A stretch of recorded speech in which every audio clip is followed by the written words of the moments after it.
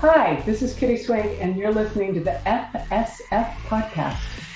The show where Professor X read our minds and wished he was still back on the bridge of the Enterprise. Our show is brought to you by our charity sponsor, the Red Shirt Widows and Orphans Fund, which supports the Wish Upon a Teen Foundation that helps out sick kids when they need it most. And just imagine the comfort you'll give Red Shirt crewman number 129.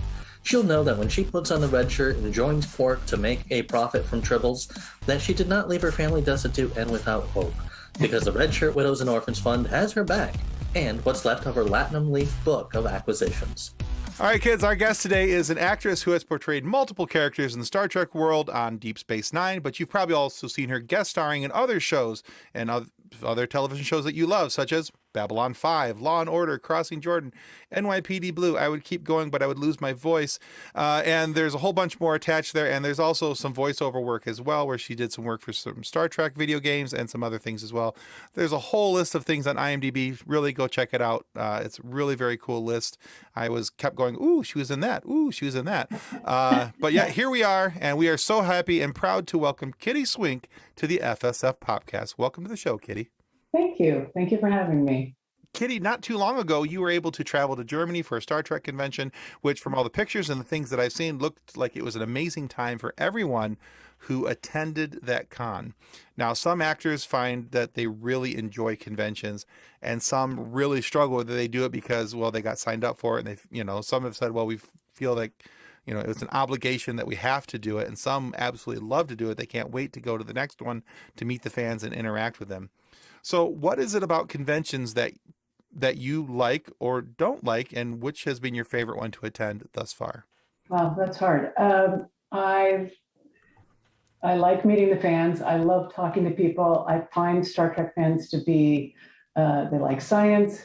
They like to learn. They like the other. They like to know people that aren't the same as them, which I think is great because that's how I am. I always want to open my horizons.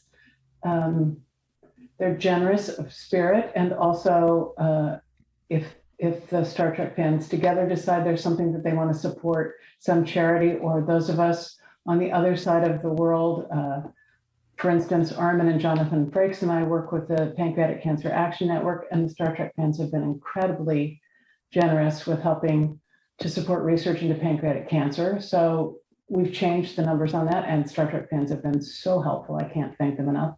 So those are things I love. The other thing I love about Star Trek conventions is I get to hang around with people that I don't see very often, like Marina Sirtis is a dear friend, but she lives in London now, so I don't get to see her very often. Sure. And we were in Dortmund together having a really, really good time. And it just was so much fun. Anthony and Montgomery and I got to spend a lot of time together. Connor Trenier, who was in a web series that I produced, and I laughed until we were having, it's a terrible thing to say, snot run out of our nose. There you go. And so it was just great. It was really good. And I got to meet some of the people from the new show, who I had never met before. So that was fun. The things I don't like about it is how exhausting it gets to sit underneath fluorescent lights for that many hours. Oh, yeah. So tiring, and the sort of cacophony of noise. My favorite conventions. Boy, that's hard. I loved the Star Trek cruise a few years ago that Armin and I did to the Caribbean. Loved it. We're going to do the one in February. That's exciting. I always like going to Las Vegas because it's such a weird place, Las Vegas, and we can drive there. And there's an outlet mall on the way where I always buy a purse, so that's fun. Outlet malls make everything better. Yeah, outlet malls, love them. And the only really bad convention we went to was one in a place that I shall remain nameless, where on the airplane flight there, I came down with chicken pox. So in our hotel room in the morning, I was covered with pox. I just started feeling bad on the plane. I woke up with chicken pox, and then the organizers, so I couldn't do the convention, but Armin did the convention, and they stiffed him. He didn't get paid. So between the chicken pox, being stuck in a hotel room, and getting stiffed, that was a bummer. That was really not fun. Yeah. And you're not supposed to have chicken pox in your 40s, which is so it was a while ago. But yeah. Oof. Yeah, Yeah. that's no bueno. The idea of chickenpox in your 40s, chickenpox as an adult in general just sounds horrendous to me. It was bad. And there were pox in places that you don't want to know about, really. Yeah. Fair enough. I'll take your word for it on my that one. nose, no, bad. My older brother got chickenpox when he would have been about 18 months old, I think is what my mom said, because he and the next one in line, so my two brothers got chickenpox at the same time, and Charlie had him on the palms of his hands, inside of his mouth, in his nose, on the underside of his eyelids. Yeah, like, so when I came around 12 years later and the chickenpox vaccine was a thing, my mom's like, we're not doing this again. You're getting that vaccine now because I don't want to go through that again. Like, yeah, I had bad pox as a baby as well. My mom said they were in places they shouldn't have been. All the places that you don't want them to go. Yeah, and let me just say, going to the bathroom was not fun. No, it wouldn't be. So, Kitty, you've already touched a little bit on your work with the Pancreatic Cancer Action Network, but you are an 18-year pancreatic cancer survivor, which, just as a note to our listeners, a quick Google search showed that the general 5-year survival rate for pancreatic cancer in the United States is 11% right now. And when you received your diagnosis, it was closer to the 3 to 4% range. Yes. So for you to be an 18-year survivor is incredibly amazing. Like, just that is fantastic. And talk about literally beating the odds. That's amazing. Like, I'm not gonna cry because that's not who I want to be today. You can cry if you want to. You've used this experience as a cancer survivor to help others diagnosed with pancreatic cancer through PanCan. Yes. And so can you tell us what PanCan does, how you got involved, and how our listeners can get involved to help out too? Oh, that's a long answer. So Charlotte Ray, you guys are too young, but she was the den mother on The Facts of Life, was a dear friend of ours, and she went to the Midwest to take a test because she had had a lot of people in her family. She went with PanCan to take a test because she had lost so many family members to pancreatic cancer.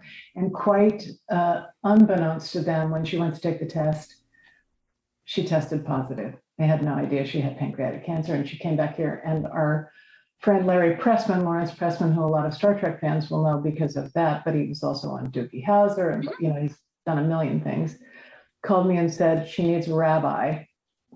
So they asked me to, I'm like, my husband, a rabbi, yes. Me, not a Jewish girl, but there you go. I was Char's rabbi, and I'm such a shiksa. So there we go. And I started, as Charlotte got better, I started to go to Pancreatic Cancer Action Network events with her, often in Orange County, California. I would drive her down, and Charlotte was about 4'11", and I've shrunk, but I was 5'10". So we would go and we would stand behind the podium, and I would take an apple box in the back of my car, and she'd stand up on the apple box, and I would still be like feet taller than and we would talk to people, and she would make a speech, and sometimes I would make a speech with her. And then at her funeral, her son asked me to speak, which I did. She was a really important person in my life, and she gave so many people hope. And not just about that, she was sober alcoholic, and she helped so many people in Hollywood become sober alcoholics. And so I thought, I have to carry on this tradition of helping people. And it's sort of in how I was raised, that if you're lucky enough to be lucky, then you have to help other people.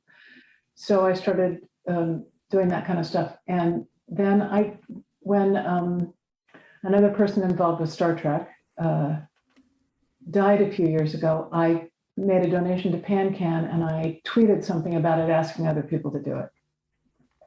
And the woman who had started PanCan, because her mother had died of pancreatic cancer, I don't know how she found out how to get a hold of me, but she found out how to get a hold of me, and she asked me to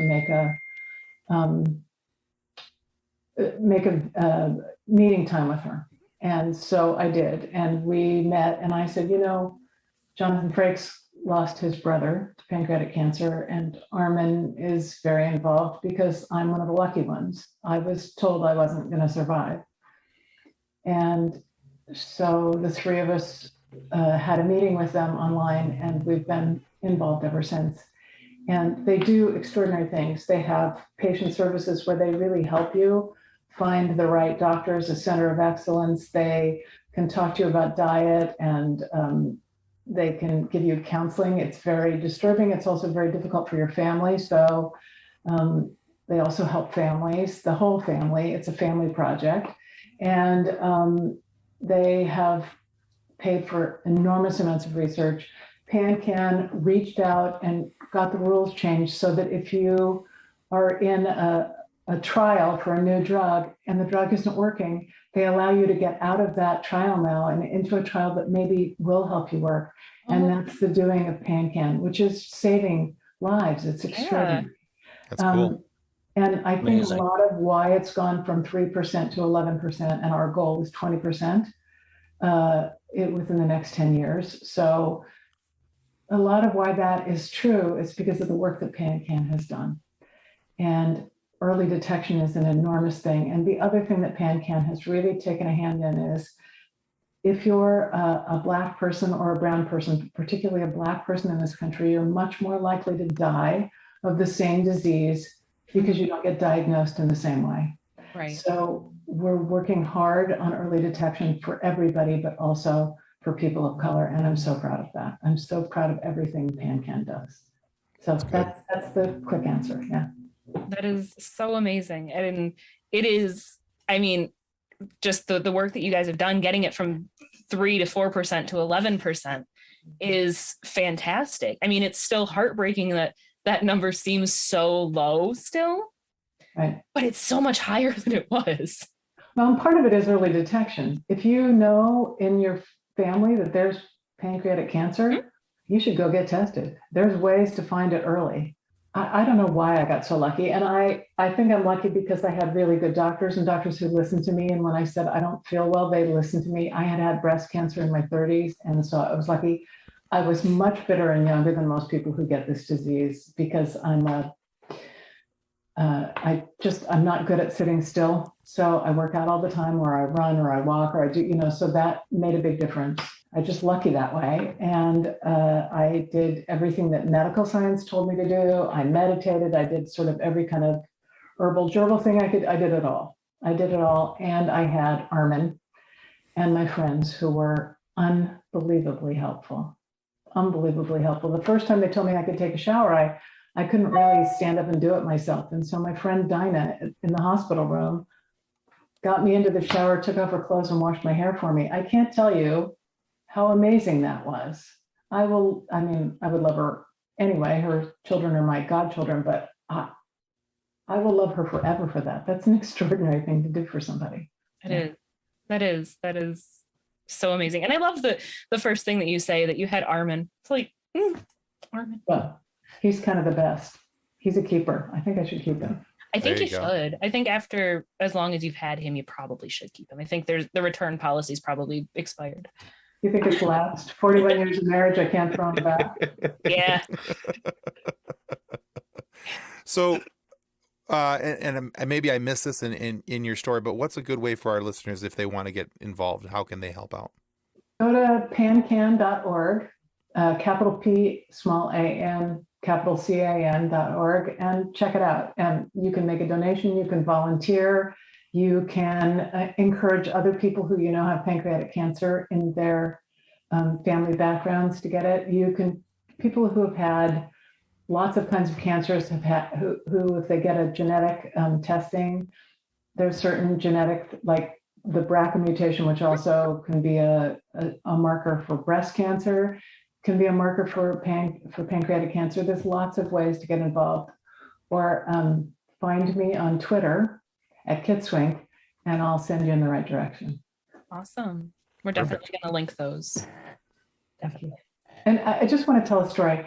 I have a friend who I met through Charlotte, who's a 19-year survivor. Her name's Roberta Luna, and she's never been operable. And I don't know anybody else who's not operable, because that's usually a big marker whether you have a chance to survive or not. And she's gone from one drug to another, and she is optimistic and happy and works her butt off for pancreatic cancer research. And she's my hero. So everybody should have a hero. I recommend it. That is absolutely amazing. PanCan is definitely something that is really close to your heart. And many of us also have like a little special little something that is close that we hold to our hearts.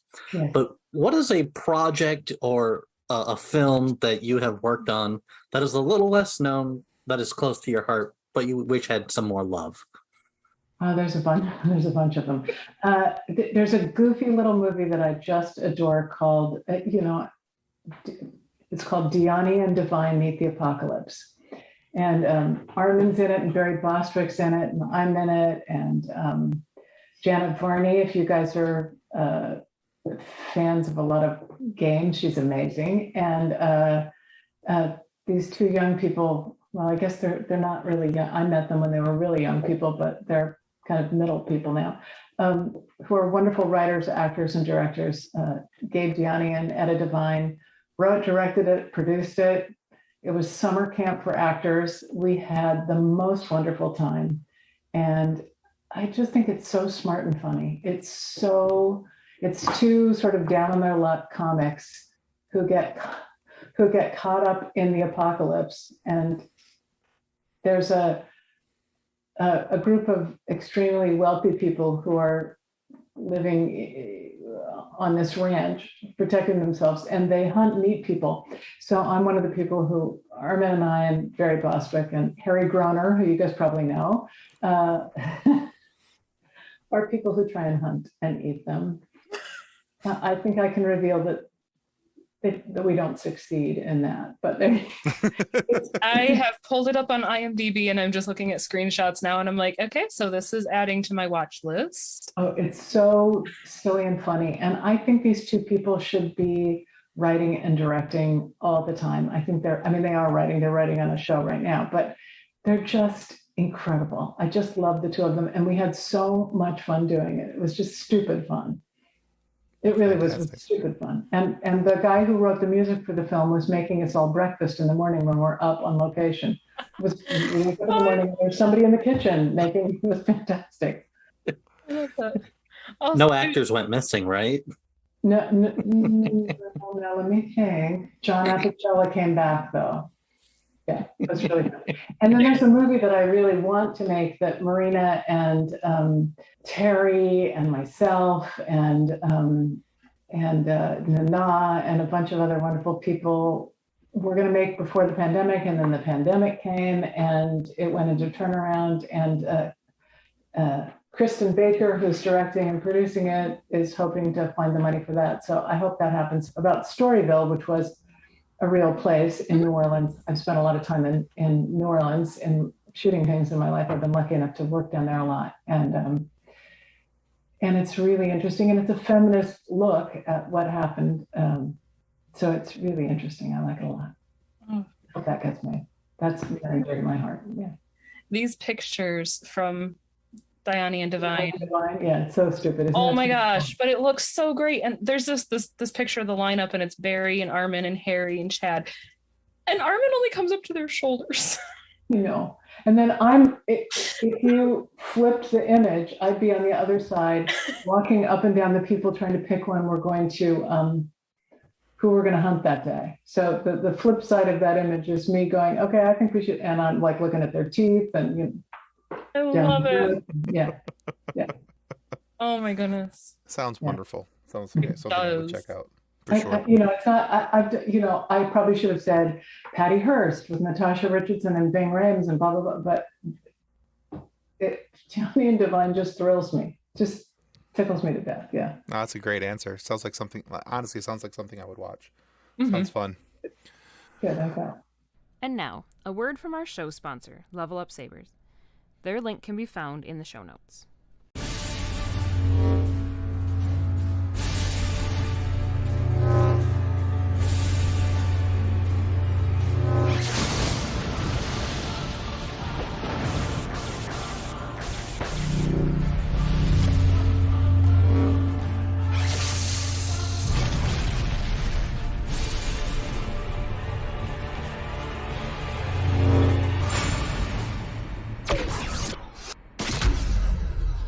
All right, so Kitty, in your career, you've played many roles in many different shows, some serious, some not so serious, of course. And I know that it's an actor's job to portray different personality types and such, and depending on the character and what's going on in the scene and all this. But you seem to do this with ease and in a way that I don't think that many actors and actresses do. But because of that, it makes me wonder, what would you offer in the way of advice to people who are working on becoming actors or thinking of becoming an actor in the ways that you prepare for these different role types? Well, that's really interesting. I heard, God rest her soul, Angela Lansbury died this week, who was one of my heroes. And it was an interview that they played a clip from a long time ago. And she said, I was a character actress, which is a dirty word in Hollywood. But I think being a character actor is kind of great because you get to have this wild ride of playing all these different parts. And if you're lucky, they'll go with that. But most people, unless you're Meryl Streep, they only want you to play one thing. And because I guess I've never been famous, I've just been a good working Joe actor. I've had the opportunity to do a lot of different things. I think find yourself in every character, work really hard, open your heart, do your homework. I remember one time when we first moved from New York to LA, there was a playwrights festival and they were doing readings of all these new plays, and I got cast in 2 of them, and they were back to back they were like 20-minute plays. And I walked off stage, changed my clothes, and walked back in a different character. And I had left my New York agent to come to Hollywood, and I didn't have an agent out here yet. And I had an agent come up to me after the end of the evening and say, you made a mistake. And I said, excuse me. He said, well, I didn't recognize you when you came back for the second play. That's a mistake. They should know who you are. And I was like, you're not impressed with the fact that you didn't know who I was? That's a really strange thing to say. But last night we went to hear a friend of ours sing at Feinstein's. And afterwards we ran into a woman I know from years and years and years of doing commercial auditions when we were young. And we talked about how maybe we didn't have the career that we thought we would have, but we had such a happy life because we've gotten to do all these really interesting different things. So I think embrace what life gives you, live every day. And that's true whether you're an actor or a bus driver. And I think that makes you better at whatever it is you do. Yeah. Well, that's good advice. We've had opportunity to interview a couple other of character actors. We interviewed Larry Cedar. We've interviewed Larry Hankin. And, the reason I asked you that question, because, being a character actor, you've been in all these different shows and you've had opportunity to take on all these different things. Now, one of the things that Larry Cedar brought up, and I want to see, what your thoughts on this are as well, because he said that he took a lot of pride and joy in being a character actor in the simple fact that he got to try all these different things and all these different modes and methods of acting that most actors don't get a chance to do because they're an action star or they're a sci-fi star or they're a reality star or whatever it may be. But they have a very limited scope of their skills. But he's getting to try out everything because he's played, everything from a prince to a pauper and everything in between. And I don't know if you felt the same way or similar to that. I do. In fact, Larry and I did a little known, and it probably shall remain nameless, horror film together where I played a 110-year-old serial killer and he was my dead husband. So there you go. I mean, that we're talking out on the limb. At the same time, I was doing a play where I was the wealthy trophy wife of a philanderer. And at the same time, I'm doing those 2 things at the same time. So how much fun was that? I got to say, not being able to get the fake blood out from underneath my toenails was a little disgusting. But other and the stuff that they put in your skin to make you all wrinkly is really ugh. But other than that, it was great. Yeah, it's fun.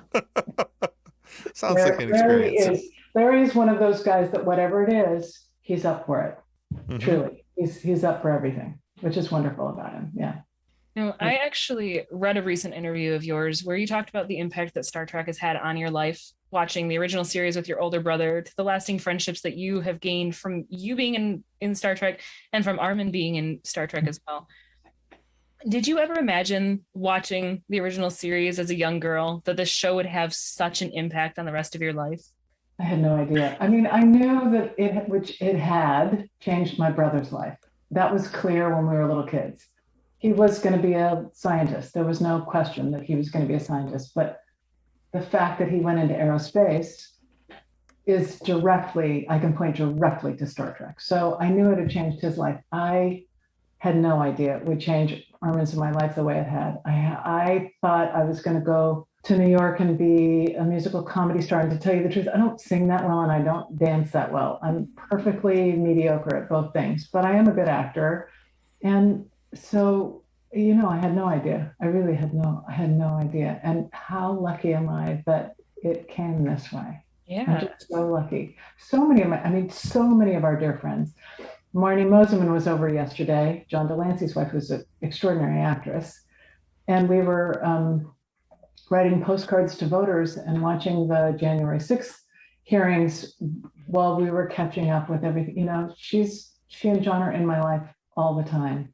Terry texted the other day and said, I haven't seen you for a long time. We have to go for a walk. I mean, it's just the people, Jonathan Frakes, who Armin knows before he knows me, and Armin and I have been married for 41 years. He's part of our life all the time. His daughter Eliza came over for lunch with her dog Mamie to have a play date with my dogs last week. It's Star Trek is part of my life in such a great way. And I have people that I've met at conventions, fans who are really dear friends. It's kind of great. Yeah. That's wonderful. That's a beautiful answer. There's the little girl inside of me who's still a little bit jealous that you're friends with Jonathan Frakes, but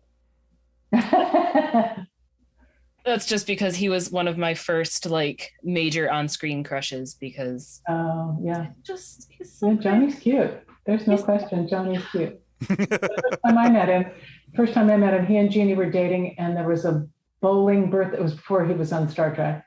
It was a bowling birthday party for a mutual friend who was a casting director, and the four of us were on the same bowling lane. And Armin and Jonathan were catching up, and Jeannie and I were becoming friends, and pretty great. Goes back a long ways. Yeah. That's awesome. And I mean, I grew up watching Deep Space Nine and then reruns of all of Star Trek because my parents loved Star Trek. But Riker was just I can very much point back to my taste in men is you have excellent taste. I have to tell you, you have excellent taste. And it's so funny. Is people are like, really? I don't see that in your husband. And I'm like, oh, but when he grows a beard, there it is. There you go. You may have beat me to it. I may have been pulling up pictures of your husband. Right? Anyway, I just never had a type. That's so interesting. Except, Armin's my type because after we met 43 years ago, so I guess he's my type now. But before then, I didn't have a type. Fair enough. But you and Armin, from what I've seen, what I've read, you guys are just best friends on top of, that seems like the root of your relationship is that you guys are friends and then your relationship blossoms from there. And that's amazing. My husband and I were friends before we started dating. And I feel like that's what we can always fall back on is even on the days where he's driving me crazy. It's I tell him, I'm like, so I need to complain to my best friend for a minute. He's like, okay, about what? I'm like, my husband is being a jerk. He's like, that's not fair. I am your husband and your best friend. I'm like, yeah. And now you have to deal with me complaining about the fact that my husband is a jerk. So suck it up, champ. Were you really pulling up pictures of my husband though, Tim? You're so weird. A little bit. I was just, comparison shopping. It's all right. So, Kitty, when we interviewed Armin and he was talking to us about there was a time he was struggling with something, and then you gave him some words of encouragement. If you want to be a knight, you have to wear the armor. And I love that. And that got me thinking about our dreams and aspirations. So if you could do anything in the world without failing, what would you do? If I could do anything, I would make the world fairer. That's a solid answer. That's a solid answer. That is considering that there's nothing in life that is fair, I think that's a very solid answer. I also am pretty sure I just heard my 4-year-old yell, "Dad, that's not fair," from the other room. But... Timing is everything. Right? If I was going to be selfish, I'd really love to be able to play the piano beautifully. It would give me such joy to be able to, but that's the selfish answer. Yeah. We'll accept both. It's okay. Okay. We'll take both. And now a word from our sponsor. Since 1982, Vital Signs and Graphics has been helping professionals with all their image, logo, and design needs. Perhaps you're looking for signs and banners, truck and trailer lettering, business cards, brochures, or other image and marketing aids. Vital Signs and Graphics in-house design studio has you covered. From logos to apparel, start to finish, Vital Signs and Graphics has everything you need to look and feel professional. Call Rick at 231-652-3300. He'll get you noticed. Welcome back to the FSF Popcast. Okay. Thank you. All right. So I'm always interested in people's backgrounds, learning about our guests, what kind of makes them tick, a little bit of an origin story, so to speak. So what was it in the origin story of Kitty Swink that made you want to look into the world of entertainment and pursue a career in the arts?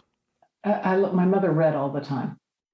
She read all the time. And she taught me to love to read. She taught me to love story and metaphor and how you could learn anything inside the pages of a book. I just expanded that into telling stories my way. I couldn't write. I mean, I wrote I was a good student. I wrote a good paper, but I'm not a creative writer. The way Armin can write a novel, that's not what I do. But I could tell a story a different way. And then in 5th grade, I said to Patty DeRocher, who I still know, and was one of my college roommates, I said, I'm going to be an actress. And she laughed at me. And that made me really cranky. And I went, oh, I'm not going to use the word you told me I couldn't use. And so I decided to become an actress, and there you have it. I'm in.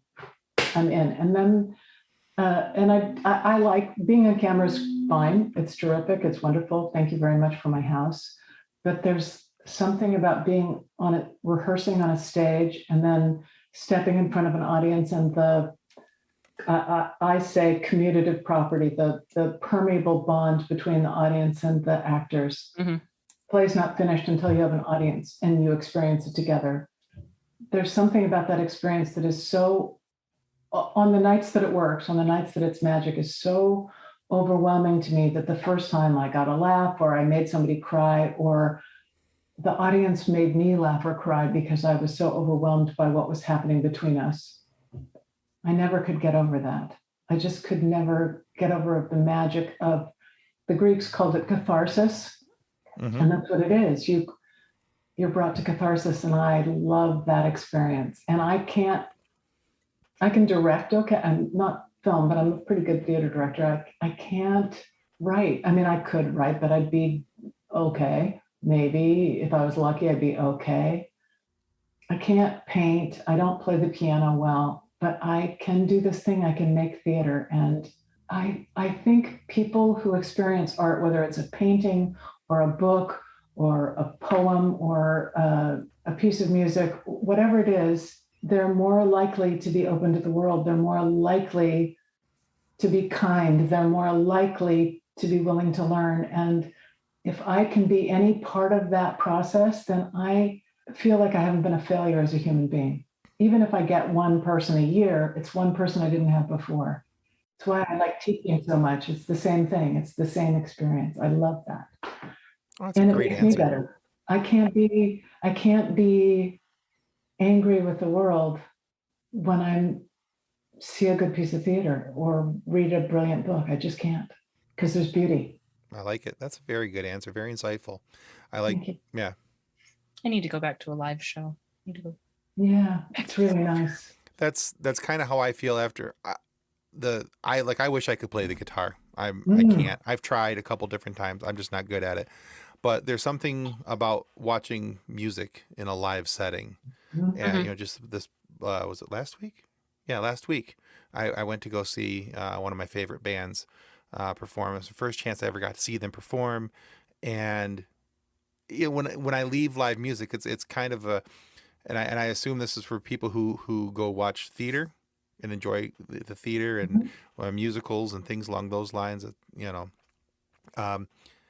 I have a performance. I get a performance high from it, and when I leave, I'm very excited, for a little bit. And I felt really bad for my buddy who I was riding home with, because I wouldn't shut up about the concert, and that's all I could talk about for a little bit, was because I was so excited about it and I enjoyed it so very much, and I wanted to talk about every last little thing of it because I enjoyed watching the musicians do what they were doing. And how they were doing it. So, and that's kind of how I'm relating to your answers, thinking about it from that aspect. Are you going to tell us who the band is? Sure. Toad the Wet Sprocket. Okay. There you go. Yeah, I was a big fan of Toad, and I never had a chance to see them live. One of my favorite songs ever is by them. It's called Crazy Life. And it's kind of one of those funny things that all these years I've listened to that band and that song in particular, which is also on the Empire Records soundtrack, one of my favorite movies. And all these years I've listened to that song, watched that movie. I have never once realized that it wasn't Glenn, the lead singer, singing the song. It was the guitarist. Wow. I didn't realize it till we were at the concert and Glenn backed away from the microphone, and here comes the lead guitarist, and he started singing, and I was like, "Whoa, I learned something today." All right, so that's great. But I feel like that is how you know that it was a good performance, when the audience leaves feeling like that too, because you know that the band is feeling the same way, or the cast of the play or the musical. I mean, I was in high school productions of stuff. I was in choir, but I love live theater. I grew up around live theater, and as an audience member, you can tell when cast members are having a good night, when they are enjoying their performance, and the energy is different. I love that. And I am going to start looking at tickets to go see something live soon, because I need to. It's much fun. That's great. Yeah. Yeah, that's wonderful. Yeah. So Kitty, I have one more question tonight. And I went really, really serious with the pancreatic cancer thing. I've already made myself want to cry multiple times. So I am going to go polar opposite and go completely ridiculous for a minute. Okay, good. I'm ready. I found it funny that the website WikiData not only identifies you as a human, but also offers reference to prove it. And I'm sure that it's comforting on some levels that they've proved that you're a human. But if you weren't a human, what species would you want to be, and why? I'd want to come back as one of my dogs. Are you kidding? Oh, man. I don't even want to come back as an alien. I want to come back as one of my dogs. Life is complete as one of my dogs. Somebody scrubbles your belly all the time. You get a little under the chin. You're getting treats all the time. You get taken for walks. That's what I want. I love that. She could be onto something. I'd either want to be a dog or a house cat, because house cats get to sleep all the time and nobody thinks anything of it. And then they just randomly run full speed through the room screaming, and it's fine because they're a cat. I do it and people think there's a problem. Either way, the pets are pretty well pampered. Right? Yeah. Yeah. Sorry. Ridiculously, my name is Kitty and I'm allergic to cats. So I want to come back as a dog because I don't want to be allergic to myself. That's true. Fair enough. Yeah. That's fair. My tuxedo cat, my sweet Ernie, was sleeping in the recliner in our living room yesterday and completely asleep. Paws twitching, whiskers twitching, ears twitching. He farted in his sleep. It scared him. He jumped out of that chair. He jumped out of that chair so fast and full speed, like zoomed around the living room, meowing. And I'm like, oh, dude, you're gonna be okay. He's all right. My other cat starts chasing him, and then the dog gets involved. And I'm like, guys, man. But I want to just be able to randomly stand up and start screaming and running full speed through my house and having people not look at me like I've completely lost it. Well, then we do that. I have to say, as dogs, they're all of a sudden, whoa! Yeah. And it's so funny. They get that zoom of energy and they zoom me around. And I don't know if your dogs do it. My dog will get to the point where her back end is running faster than her front end. And then we'll run into things and slide into things. And I'm like, really? I have a very tiny house. I'm going to put you outside where you can run full speed in the grass. Oh, Yeah. goodness. Yeah. I love the idea of coming back as a dog, though. Definitely a dog or a cat. Cool. I like that idea a lot. One of the things we don't get to see a whole lot of as fans is a lot of the behind the scenes kind of stuff that actors get to experience. And a lot of times that's where the blooper reels and all that stuff come from. But there's a lot more than that. So is there an incident that has happened on set that still makes you laugh to this day? There's a lot of them. I actually have something that's from college. It's a theater related story, but it's a similar thing. So I was doing a play called Scapino, and I'm playing Zerbinetta the Gypsy. And then there's the blonde girl with the big bosoms, which I obviously don't have, as the ingenue sort of girl. And at the end, there's a guy selling ice cream. It's the last scene of the play, this guy selling ice cream, and he would come over and he would put one scoop and hand it to me, and then he would look at her, and then he would look at her, and he would add a second scoop for her cone because, and one day, one show, he handed the ice cream to her and he had too much speed on his hand, and the top scoop toppled into the cleavage of her dress. He was a really smart young actor, and he reached over and he grabbed the other scoop and he put it on top of the ice cream cone. He handed the ice cream cone to her, and he spent the entire rest of the scene, including the curtain call.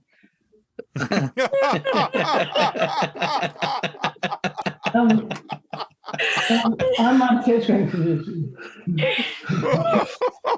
I don't usually break, but I was like,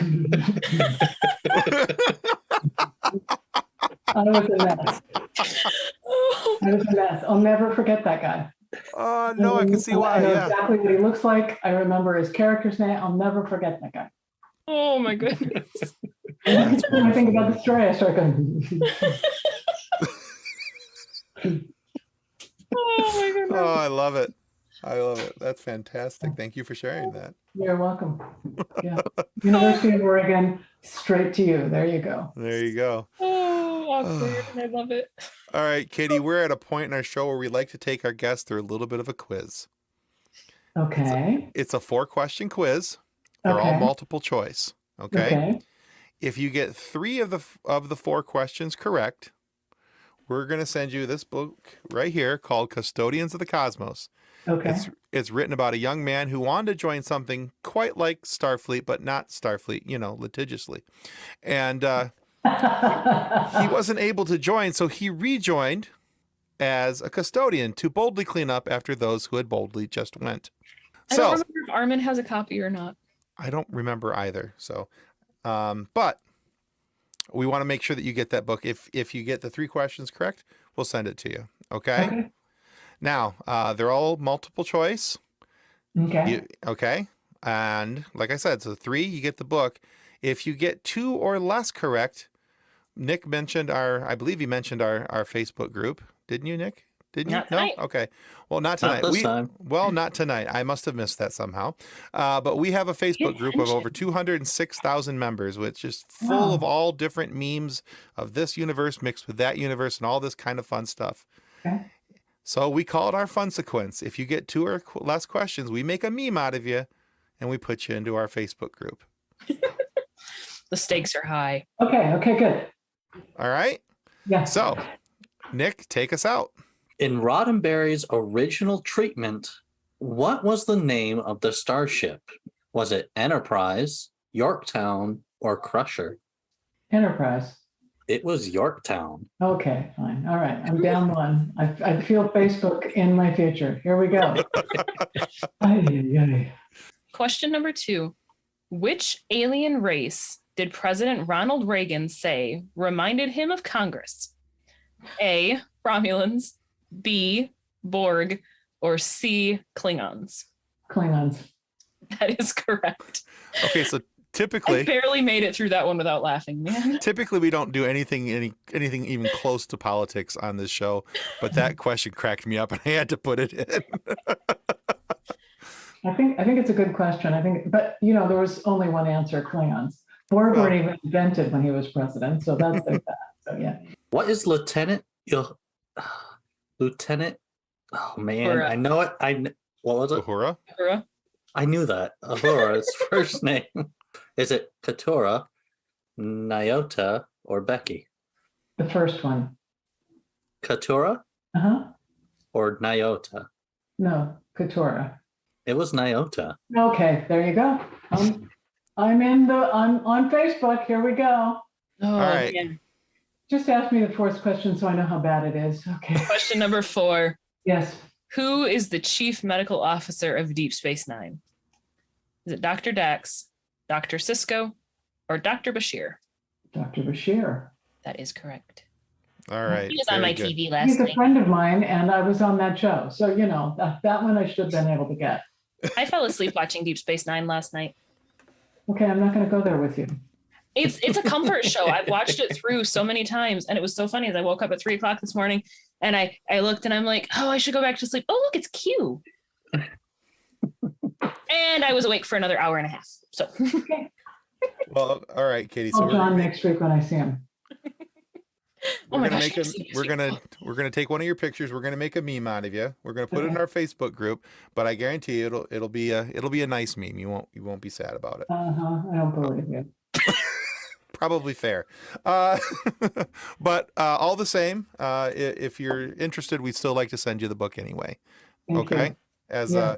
a lovely parting gift, and thank you for putting up with our shenanigans. Oh, it was fun. I had a really good time. Thank you, you guys. Thank you. I am still struggling a little bit with we talk about the Star Trek, the people that I saw on my TV growing up, and you're like, oh yeah, they're my friends. I saw them last week. I'll see him next week. I feel like, you live such a cool life. So cool. Everybody has a cool life if they're lucky enough. Yeah. There you go. We interviewed Will Wheaton, and he was talking about his friend Patrick, and I'm like, you're talking about Patrick Stewart, and